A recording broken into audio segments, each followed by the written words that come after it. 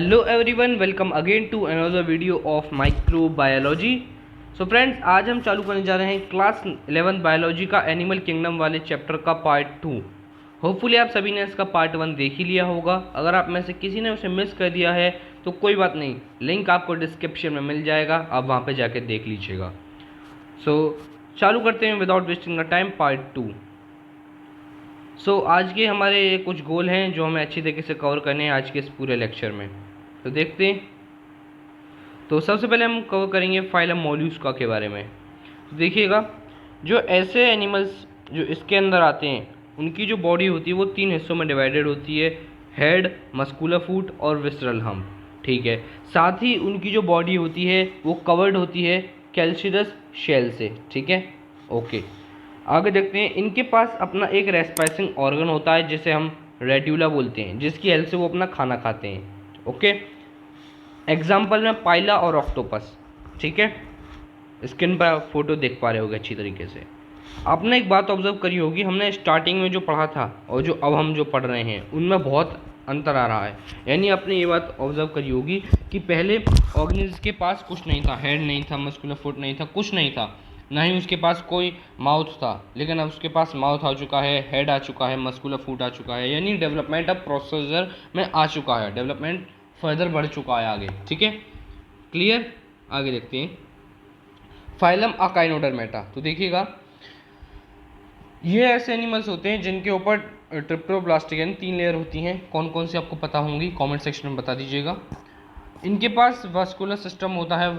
ठीक है, जैसा पोरीफेरा के पास वाटर कैनाल सिस्टम था, इनके पास वाटर वास्कुलर सिस्टम होता है, जिसकी हेल्प से ये लोकोमोशन करते हैं, अपने फूड को कैप्चर करते हैं और रेस्पिरेशन करते हैं उसी की हेल्प से। फर्टिलाइजेशन इनका एक्सटर्नल होता है और डेवलपमेंट जो होता है इनके अंदर वो इनडायरेक्ट होता है। एग्जाम्पल में अगर हम बात करते हैं तो एस्टेरीज और एम्फीरिया। एग्जाम्पल की फ़ोटो आप देख पा रहे होगे अच्छी तरीके से। आगे देखते हैं फाइलम हेमिकॉर्डेटा। ये भी ट्रिप्लोब्लास्टिक होते हैं। इनकी बॉडी जो होती है वो सिलेंड्रिकल होती है। ये रेस्पिरेशन अपना गिल्स की हेल्प से करते हैं। सर्कुलेशन इनका ओपन टाइप होता है और फर्टिलाइजेशन इनका भी एक्सटर्नल होता है और डेवलपमेंट इनडायरेक्ट इनका भी होता है। इनकी जो बॉडी होती है वो 3 हिस्सों में डिवाइडेड होती है, ट्रंक, कोलार और प्रोबोसिस। और जो प्रोबोसिस होता है उसमें वो होता है एक्सक्रीटरी ऑर्गन इनका। ठीक है, एग्जाम्पल में अगर हम बात करें तो बेलेनोग्लासिस और साइक्लोग्लासिस। स्क्रीन पर फोटो देख पा रहे होगे आप बेलेनोग्लासिस का।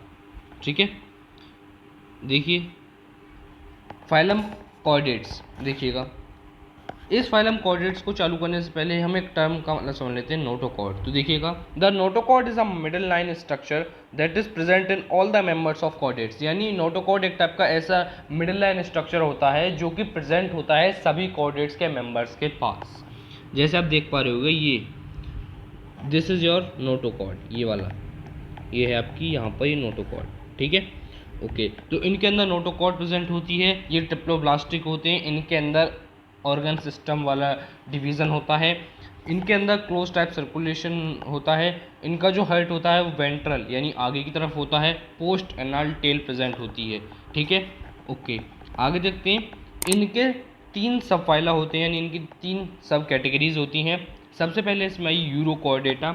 यूरोकॉर्डेटा के अंदर नोटोकॉर्ड जो प्रेजेंट होती है वो लार्वल टेल के अंदर प्रेजेंट होती है। ठीक है, अच्छा। अगली सब फाइल आया इसका सेफेलोकॉर्डेट। सेफेलोकॉर्डेट में जो नोटोकॉर्ड होती है वो हेड से लेके टेल तक पहुंच जाती है। वर्टिब्रेटा में जो नोटोकॉर्ड होती है, नोटोकॉर्ड की जगह आपका वर्टिब्रल कॉलम आ जाता है, जो कि इम्पोर्टेंट है। ठीक है, ओके। और इनके पास 2 या 4 चैम्बर के हर्ट प्रेजेंट होते हैं। ठीक है, इनके पास किडनीज होती हैं एक्सक्रिएशन के लिए।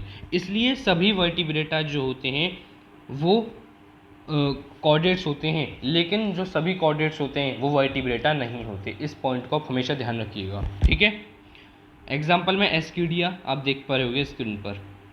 आगे देखते हैं, अब वर्टिब्रेटा के भी कुछ डिवीज़न होते हैं। तो वर्टिब्रेटा के 2 डिवीज़न हुए, अग्नेथा और नेथोस्टोमेटा। और अग्नेथा में वो आए जिनके पास अपने जॉज होते हैं, और अग्नेथा में वो आए जिनके पास जॉज नहीं होते, और नेथोस्टोमेटा में वो आए जिनके पास अपने जॉज होते हैं। जॉज यानी समझ चुके होंगे, जबड़ा जिसे हम कहते हैं। और अग्नेथा में एक क्लास आई जिसे हम बोलते हैं साइक्लोस्टोमेटा, और नेथोस्टोमेटा के अंदर दो सुपर क्लासेस आई, पाइसिस और टेट्रापोडा। पाइसिस के अंदर तो वो आए जिनके पास अपने उड़ने के लिए वो होते हैं, और लिम्स वो होते हैं जिनके पास अपने हाथ पैर होते हैं, ठीक है। तो पाइसिस के अंदर दो क्लासेस आई, कॉन्ड्रिक्थीज और ऑस्ट्रिक्थीज, और टेट्रापोडा के अंदर चार क्लासेस आई जिसको हम शॉर्ट फॉर्म में बोलते हैं आराम। तो A for amphibia, R for reptilia, A for aves and M for mammalia, ठीक है। तो समझते हैं सबसे पहली क्लास साइक्लोस्टोमेटा।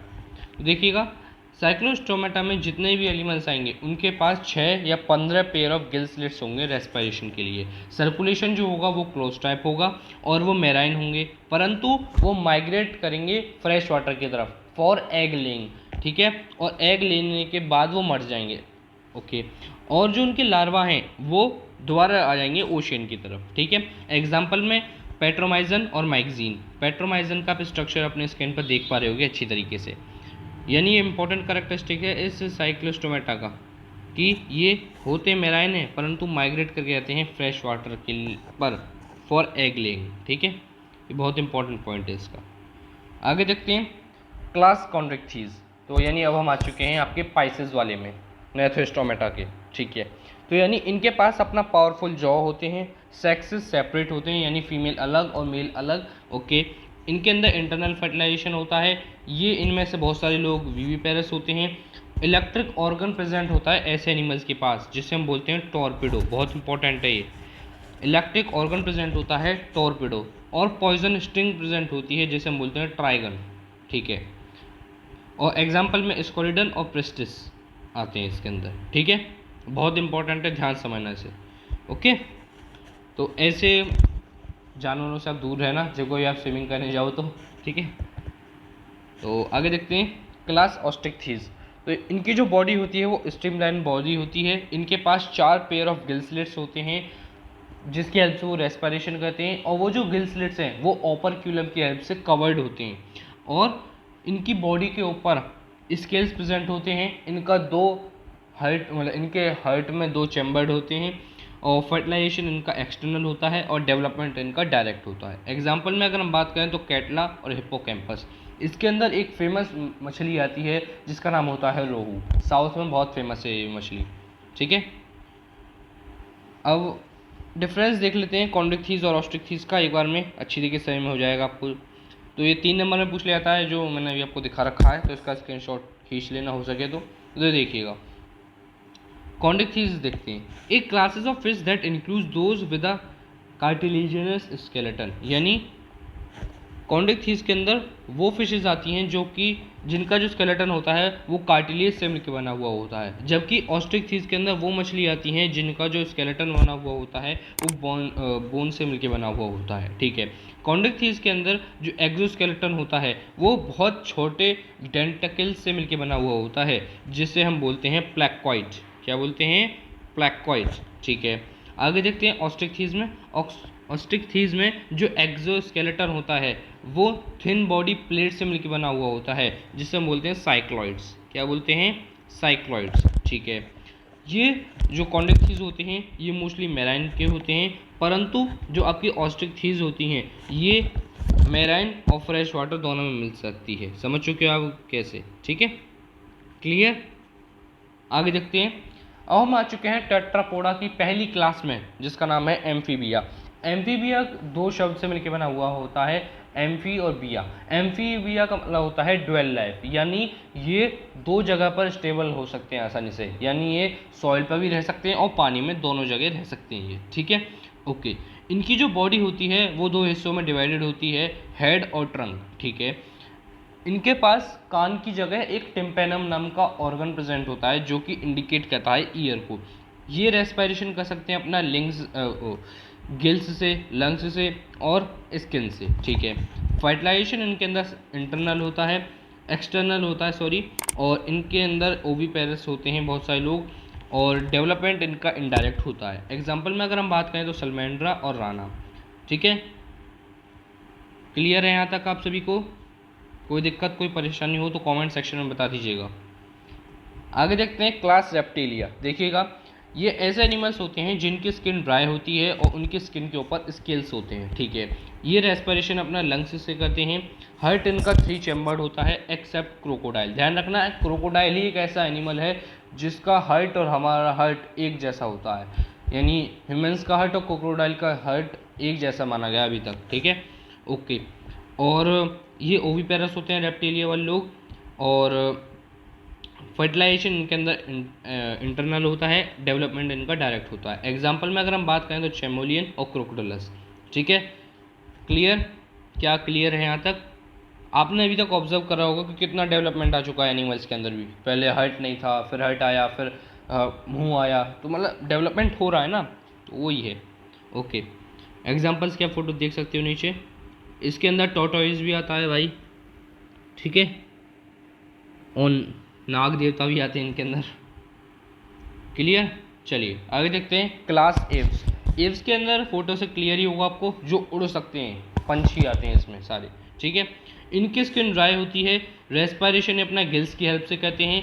इनका जो हार्ट होता है वो 4 चैम्बर्ड होता है, और ये वार्म ब्लडेड होते हैं। ध्यान समझना वार्म ब्लडेड क्या होते हैं। वार्म ब्लडेड वो एनिमल्स होते हैं जो कि अपना टेम्परेचर कांस्टेंट रख सकते हैं, वो होते हैं वार्म ब्लडेड। और कोल्ड ब्लडेड एनिमल्स वो होते हैं जो कि अपना जो टेम्परेचर होता है वो कांस्टेंट नहीं रख पाते, यानी वो अपना टेम्परेचर इन्वायरमेंट के साथ चेंज कर पाएँ, वो तो होते हैं वार्म ब्लडेड। और जो टेम्परेचर अपने इन्वायरमेंट के साथ चेंज ना कर पाएँ वो होते हैं कोल्ड ब्लडेड, ठीक है, ठीक है, ओके। एव्स जो होते हैं वो ओविपेरस होते हैं, यानी अंडे देते हैं ये। एग्जाम्पल में पेवो और ऑस्ट्रिच, ठीक है, पेवो और ऑस्ट्रिच, ठीक है।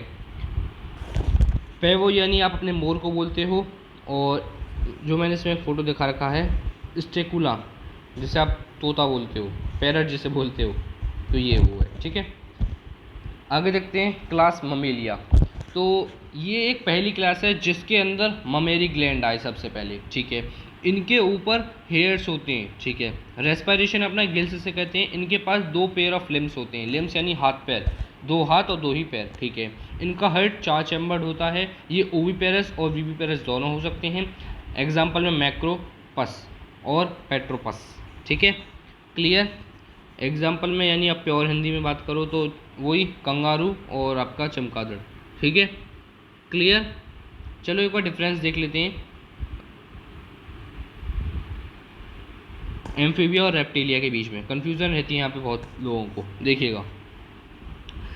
एम्फीबिया में वो एनिमल्स आते हैं जो कि वाटर पर और सॉइल पर या लैंड पर दोनों पे रह सकते हैं, और ये अपना जो ब्रीथ करते हैं वो स्किन से करते हैं वाटर में, ठीक है। परंतु रेप्टिलिया के अंदर वो आते हैं जो कि वाटर में रहते हैं और उनको बाहर आना पड़ता है, पानी के बाहर आना पड़ता है ऑक्सीजन लेने के लिए, ठीक है। आगे बात करें, इनकी जो स्किन होती है एम्फीबिया की वो मॉइस्ट होती है और इनकी थोड़ी हार्ड होती है। रेस्पिरेशन ये गिल्स से भी कर सकते हैं एम्फीबिया वाले लोग, और लंग्स से भी कर सकते हैं, परंतु जो रेप्टिलिया है वो केवल लंग्स की हेल्प से करेगा। ये एम्फीबिया वाले लोग जंप कर सकते हैं, कूद सकते हैं, परंतु ये जो रेप्टिलिया है वो क्रॉलिंग करके अपना जब कभी आपने खेला होगा तो अपने बचपन में अपने क्रॉल करते हुए गए होगे, यानी अपने हाथों की हेल्प से आगे बढ़े होगे, तो उसी को हम क्रॉलिंग बोलते हैं, ठीक है।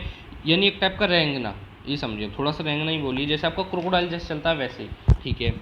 और एम्फीबिया के अंदर जो डेवलपमेंट होता है वो इनडायरेक्ट होता है, और यानी वो इनडायरेक्ट यानी टेडपोल स्टेजेस से होके आता है, और रेप्टिलिया के अंदर डायरेक्ट होता है, यानी उनके बीच में कोई स्टेजेस नहीं होता लाइफ साइकिल के बीच में। मैंने अभी तक आपको 2 डिफरेंस बताए हैं, एक तो 3 नंबर का, एक 5 नंबर का। ये आपको अच्छी तरीके से याद रखना भाई, ये आपके पेपर में इस तरीके से पूछे जाते हैं कि difference between amphibia and reptilia, difference between chondrichthyes and osteichthyes, ठीक है।